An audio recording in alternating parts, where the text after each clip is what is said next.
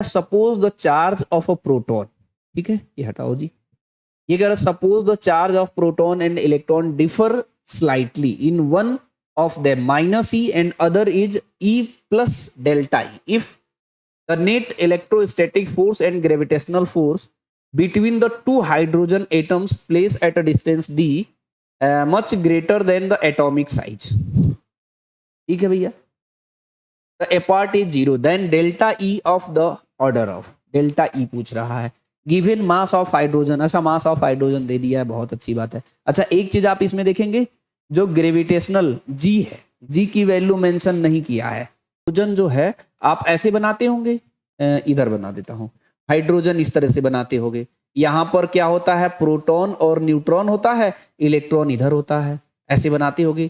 ये हमारा क्या है, हाइड्रोजन एटम है, ठीक है। तो सेम तरीके से ये कि यहाँ हाइड्रोजन एटम बनाओगे, इसके बीच का डिस्टेंस फिलहाल इन्होंने डी बोला है, दो हाइड्रोजन एटम है ना।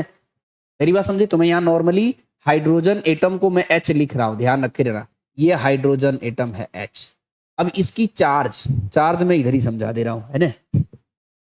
इसमें कह रहा है कि इलेक्ट्रॉन माइनस ई है और प्रोटॉन क्या है, E plus minus delta E है।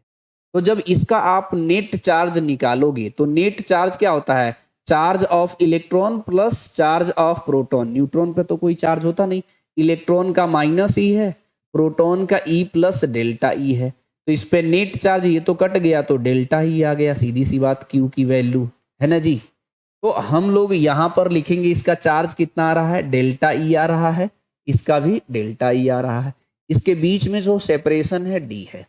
इसका मास क्या है, मास ऑफ हाइड्रोजन एमएच, और इसका भी मास ऑफ हाइड्रोजन एमएच बना रहा है, ठीक है। इस पे कह रहा है नेट फोर्स 0 है।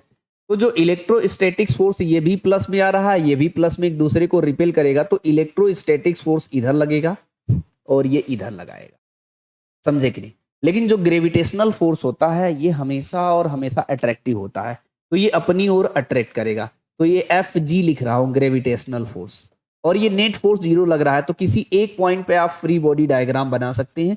नेट फोर्स 0 है, मतलब इधर क्या लग रहा है जी, एफ जी, और इफ इधर क्या लग रहा है, एफ ई लग रहा है। तो कुछ लोग इसे क्या करते हैं, ऐसे सॉल्व करते हैं, F E plus F G vector लगाते हैं, इक्वल टू 0 करते हैं। लेकिन मेरी बात समझो, अगर ये नेट फोर्स 0 है, इसका मतलब मैं ऐसे भी समझाया था आपको कि अगर मैं कल लेक्चर लेने का थोड़ा बहुत प्रयास किया हूं, आगे मैं सिस्टमेटिक कराऊंगा। इधर अगर हमारा 2 न्यूटन लगा है, इधर हमारा 2 न्यूटन लगा है, तो अगर मैं इस पे बात करूं तो नेट फोर्स 0 है, क्योंकि 2 इधर भी 2 इधर भी है।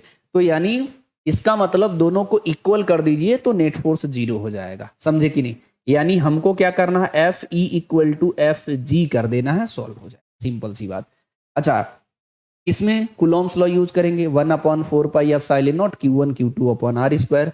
तो यहाँ लिखिए 1/4 पाई एप्सिलॉन नॉट Q1, इसका चार्ज कितना है, डेल्टा ई। Q2 इसका भी चार्ज कितना है, delta E, Q1 Q2 upon R square, मतलब डी स्क्वायर। अच्छा ग्रेविटेशनल फोर्स क्या होता है, जी M1 M2 upon R square होता है, लेकिन यहाँ डी डिस्टेंस लिया है, तो G M H mass of hydrogen into M H mass of hydrogen divided by D square. अच्छा पूछ क्या रहा है, डेल्टा ई पूछ रहा है। इस डी स्क्वायर से ये डी स्क्वायर कट गया हमारा, ठीक है, ये स्क्वायर नहीं है, M H into M H लिख रहा हूं ना मैं अलग अलग, ठीक है, M H into M H. अब हमको ये डेल्टा ई इंटू डेल्टा, ये इसको सिंप्लीफाई यहां से करता हूं, ज्यादा बढ़िया रहेगा। 1/4 pi epsilon not delta E का स्क्वायर। ये जो मैं स्टेप लिख रहा हूं ये आपको पहले से पढ़ के जाना है। जब इधर कितना हो जाएगा जी, जी एम एच का स्क्वायर हो जाएगा। अब मुझे ये निकालना है, तो इसकी वैल्यू सबको पता है, 9 इंटू 10 की पावर 9 होता है। मेरी बात समझे कि नहीं, बोलो। जी की वैल्यू भी पता है, 6.67 इंटू 10 की पावर -11 होता है। मास ऑफ हाइड्रोजन खुद मेंशन कर दिया है, 1.67, सॉरी 7 भी है, 67 इंटू 10 की पावर -27। तो अगर इसे कोई सिंप्लीफाई करना चाहे तो ये मल्टीप्लाई में है, उधर डिवाइड में हो जाएगा, तो ये डेल्टा ई स्क्वायर है, उधर जाएगा तो रूट बन जाएगा। मैं डायरेक्ट लिखता हूँ, ठीक है जी, सबसे बढ़िया रहेगा, ठीक है। ये कितना हो जाएगा, 6.67 इंटू 10 की पावर -11 इंटू 1.67 इंटू 10 की पावर माइनस है ना जी, माइनस का 27 का होल स्क्वायर। अब ये दोनों यहाँ डिवाइड में करेंगे। 1/4 पाई एप्सिलॉन नॉट की वैल्यू 9 इंटू 10 की पावर 9 है, इधर मल्टीप्लाई है, इधर आएगा तो डिवाइड हो जाएगा, तो 9 इंटू 10 की पावर 9। अब क्या है, ये लिखने में समय बिल्कुल नहीं वेस्ट करना है और इसको सॉल्व करने में भी समय बिल्कुल नहीं वेस्ट करना। इसका मैं तरीका बताया हूँ। क्या जी, इसको सॉल्व करने का बेसिक तरीका बताया हूँ कि सिर्फ पावर मुझे बता दो। जैसे ये 10 की पावर 23 है, 37 है, 47 है, 20 है, तो अप्रोक्सीमेटली आइडिया लग जाएगा। बहुत सारे बच्चे यहाँ पर लेके उलझन में पड़े रहते हैं और टाइम नुकसान कर लेते हैं, ऐसी गलती नहीं करनी। जैसे मैं इसको अगर सिंप्लीफाई करने के लिए एडवाइस करूं तो क्या करना है जी, ध्यान से देखना। इसको लिखिए 6.67 इंटू 1.67 इंटू 1. ये है 1.67 डिवाइडेड बाई, यहां पर कितना है 9, 9 को रहने दीजिए। ये देखिए इधर पावर ऐड करना है, ये माइनस है, ये स्क्वायर है। मैं सिंप्लीफाई करने के लिए यहां बोल रहा हूं, आप ऐड करके बताओ जरा। 10 की पावर -11, ये ऊपर है हमारा। मेरी बात समझे कि नहीं? ग्रेविटेशनल वैल्यू जो होता है, इसको जरा आप लोग कैलकुलेट करना, जरा देखें आप लोग कैसे करते हो। कनेक्टेड हो, इसको सॉल्व करो जरा। इसकी कैलकुलेशन में देखें आप, टाइम नहीं लगाना है।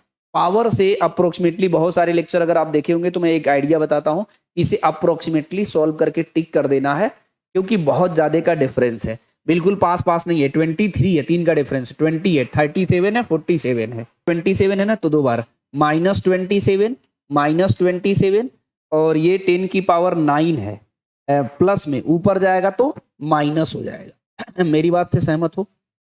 बोलो, एज पे ही करता हूं, ज्यादा बेस्ट रहेगा। देखो ये अपने पास क्या जा रहा है, रूट में 6.67 इंटू 1.67 इंटू 1.67 डिवाइडेड बाई 9, ठीक है। ये कितना रहा, 10 की पावर माइनस का 74। ये रूट के बाहर जाएगा तो 2 से डिवाइड करिए जरा, तो 2 से डिवाइड करेंगे तो ये आ जाएगा 37, ठीक है। तो ये आएगा रूट में अपना आ रहा है 6.67, 1.67 और इंटू 1.67 डिवाइडेड बाई 9 को रहने दिया, इसको रूट के बाहर लाया तो 10 की पावर -37 आया। सिर्फ पावर सॉल्व करने में ज्यादा टाइम नहीं लगना चाहिए। मेरी बात समझ रहे हो कि नहीं? और पावर से अगर आइडिया लग जाता है, अच्छा जिस क्वेश्चन में नहीं लगेगा एग्जाम में, उसको लास्ट में अटेम्प्ट करना है। न तो कैलकुलेशन में टाइम बर्बाद करना है, न कोई कठिन क्वेश्चन लगाने में टाइम बर्बाद करना है, क्योंकि आपको सिर्फ सिलेक्शन चाहिए। समझे कि नहीं? वो भी अच्छे नंबर से। तो बहुत ज्यादा क्वेश्चन तो इसमें कठिन आता नहीं है। बोलो जी। अब एक मेरी बात ध्यान से समझना, मैंने पावर सॉल्व करने में यहां तक पहुंच गया। अच्छा खुद सोचो, अगर इसे 6 को मैं क्या मान लू जी, मान लीजिए 6 मान लू, तो ये कट जाएगा, ठीक है। अच्छा ये 6 इंटू मान लीजिए इसे सॉल्व करोगे तो अप्रोक्सीमेटली 1 के आसपास आएगा, 1 पॉइंट समथिंग आएगा, ध्यान रखना। क्योंकि इसका मल्टीप्लाई करिए 9 से डिवाइड करिए, 1 पॉइंट समथिंग आएगा। तो सीधे सीधे ये 10 की पावर -37 पे ज्यादा फर्क नहीं पड़ेगा। तो अगर हम ऑप्शन में चेक करेंगे, अगर मान लो फर्क पड़ता, मान लो आप सोच रहे हो सर ऐसे कैसे चेक कर ले, कोई बात नहीं। अपना जो आंसर आ रहा है, मैं यहाँ लिख के आपको बताता हूँ दूसरे कलर से। रूट में आ रहा है 6.67 और 1.67 का स्क्वायर डिवाइडेड बाई 9, और बाहर आया 10 की पावर -37। तो एक बार आंसर पे भी एक नजर देख लीजिए। यहाँ पे है 23, क्या इतनी वैल्यू में इसमें फर्क आ जाएगा 6 और 9 में, कि 37 से सॉल्व होके 23 आ जाएगा? ऐसा हो सकता है? 37 तो आएगा ही, और 47 क्या इसको सॉल्व करने के बाद इतनी ज्यादा वैल्यू में चेंज आएगा? 37 47 हो जाएगा, या 37 20 हो जाएगा? नहीं आ सकता इतना ज्यादा चेंज 6 और 9 के डिवाइड और रूट के बाहर सॉल्व करने से, है ना? ठीक है, तो यानी इसका आंसर जो है वो कौन सा हम टिक करने वाले हैं जी? बी ऑप्शन टिक करने वाले। ठीक है, इसको एग्जैक्ट भी मैं सॉल्व करके बताता हूं। मैं इसे आपको एग्जैक्ट सॉल्व करके बताता हूं। अगर आप इसको रूट में भी सॉल्व करते हैं, पहले मल्टीप्लाई बता दे रहा हूं। 6.67 इंटू 1.67 इंटू 1.67, ठीक है। ये आ रहा है हमारा 18.6, उसको डिवाइड करिए 9 से, ये आ रहा है √2 आ रहा है, ठीक है। रूट में मतलब 2 आएगा, तो इसको बाहर करेंगे तो √2 की वैल्यू क्या होती है? 1.414 होता है। तो ये अप्रोक्सीमेटली 1.4 आंसर, ध्यान से देखिएगा। 1.4 इंटू 10⁻⁻37 हो रहा है। तो वही तो कह रहे थे कि अगर इस वैल्यू में फर्क आता भी तो एक इधर उधर होता, ज्यादा नहीं होगा, क्योंकि वहां पर 6 है या 9 है, बहुत ज्यादा का फर्क आ ही नहीं सकता अगर 1.67 को नेग्लेक्ट भी करते हो तो। मेरी बात से सहमत हो? तो इस तरीके से जब भी इस तरीके का क्वेश्चन सॉल्व करना है आपको एक अंडरस्टैंडिंग जरूर डेवलप करना है, ठीक है। में पवन नहीं लगा रहे हो क्या इस तरीके के क्वेश्चन?